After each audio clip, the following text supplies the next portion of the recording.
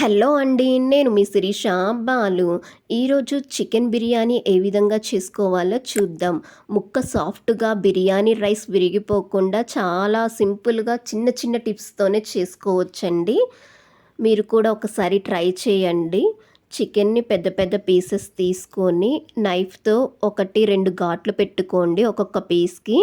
అల్లం వెల్లుల్లి పేస్ట్, ఉప్పు, కారం, పసుపు, మసాలా, ధనియా పౌడర్, బిర్యానీ మసాలా వేయాలి ఈ ముక్కల్లోకి. అండ్ దాల్చిన చెక్క, లవంగం, యాలకులు కూడా వేసి పచ్చిమిర్చిని కూడా వేయండి. ఫ్రైడ్ ఆనియన్స్ కంపల్సరీగా వేయాలి. కొత్తిమీర వేయండి. ఇలా వేసుకొని మొత్తం పీసెస్కి పట్టే విధంగా కలుపుకోవాలి. మనకి మెయిన్ ఇంగ్రీడియంట్ అయితే ఈ ఫ్రైడ్ ఆనియన్స్ వేయండి. ఫ్రైడ్ ఆనియన్స్ వచ్చే టేస్ట్ మాత్రం చాలా బాగుంటుంది. తర్వాత మనకి మెయిన్ ఇంగ్రీడియంట్లో సెకండ్ వన్ వచ్చేసి పెరుగండి. ఈ పెరుగు ఏంటంటే మనకి దమ్ము అవ్వడానికి, కుక్ అవ్వడానికి మంచిగా ఉంటుంది. సో పెరుగును కూడా పీసెస్కి మంచిగా అప్లై చేసి కలుపుకొని ఆనియన్స్ వేగిన ఆయిల్ ఉంటుంది కదండి, ఆయిల్ కొంచెం బిర్యానీలోకి వేసేయండి. ఈ ఆయిల్ యూస్ చేస్తే టేస్ట్ ఇంకా బాగుంటుంది.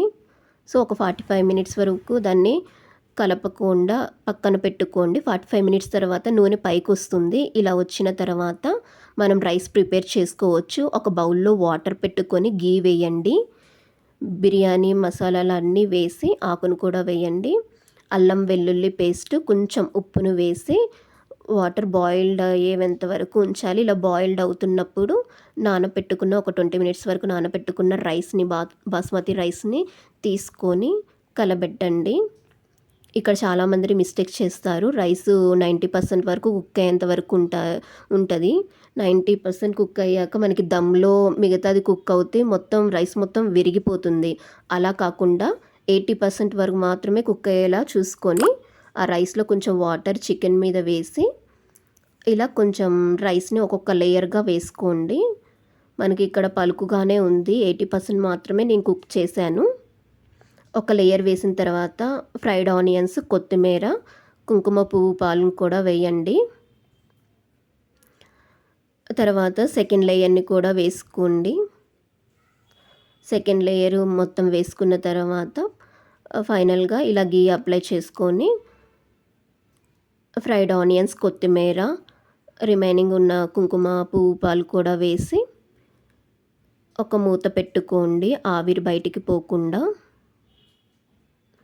ఇది 20-25 మినిట్స్ వరకు కుక్ చేసుకోండి. క్వాంటిటీని బట్టి టైం పడుతుంది. మనం మధ్యలో ఒకసారి చెక్ చేసుకోవచ్చు. ఇలా నాకైతే 25 మినిట్స్ తర్వాత మొత్తం 100% రైస్ కుక్ అయింది. దమ్ కూడా మంచిగా వచ్చింది. స్మెల్ మంచిగా వస్తుంది. ఇక్కడ చూసారు కదండి, నేను గరిటెతో తిప్పుతున్నా కూడా రైస్ ఏమాత్రం విరిగిపోలేదు. పీసెస్ కూడా చూడండి, మసాలా మంచిగా పట్టింది పీసెస్కి.